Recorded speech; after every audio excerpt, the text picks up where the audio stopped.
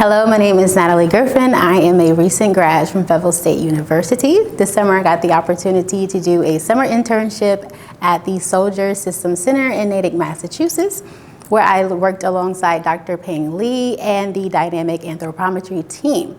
And so this summer our focus was on collecting data from body measurements and pose data for the current Army personnel soldier. So why this data is important is because it updates and maintains the sizing standards for soldiers.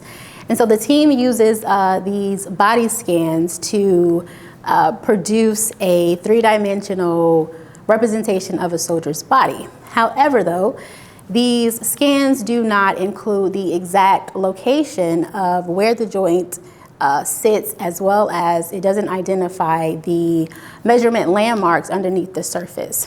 And so current methods such as statistical body modeling and inverse kinematics are capable of taking the raw scan and transforming it to a body pose estimate, but it relies heavily on accurate 3D joint positions. And so this is where my project comes into play.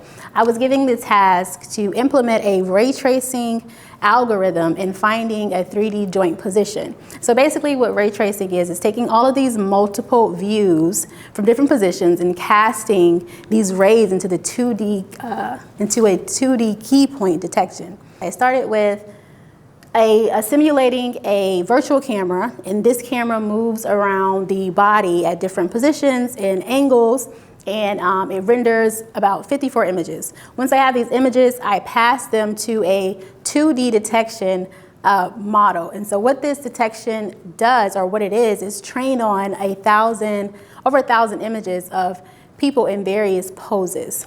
And so it returns these labeled key points of the body. So we have wrist, knees, head, and feet, and so on.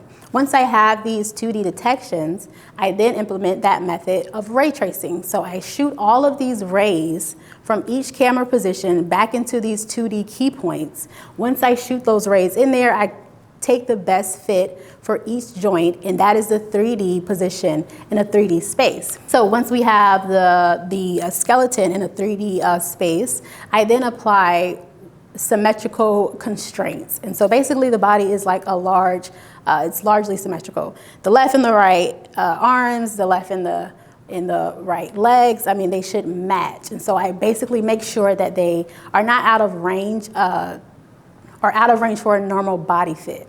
Once I have those constraints, I then pass those to what I was talking about early with the methods inverse kinematics. I apply that to those 3D joints. And basically what that does is it takes this template model and it just fits it to those 3D key points. So we try to get it as close to those joints that I identified in that 3D space. So once I have fit this model to the best that it could, I then go back in on top of that with optimization and fine tuning. And so now what I'm doing is I'm not only trying to fit the model by the pose, but also by the shape, the scale, and the global translation. So now I'm trying to minimize the vertices between the sample model that we got and the original raw scan. So once that is done, it sits more on top of the raw scan, and that was my finding. I was able to get that distance very close to the original scan. And why this is important for the military is because they're trying to fit uniforms and soldiers' gear for better mobility, as well as to cut out the time of measuring manually. So the last measurement for a standard soldier was done back in 2012. And since then, as a body of people, we have changed, we are evolving, we're getting wider, so we need to go back in and redo those measurements. And instead of taking years, the goal is to try to automate it so that we can cut back on time. This summer, I think I did pretty good at fitting the model to the original scan, and I think that this project has a lot of potential and is a step in the right direction for automating body measurements.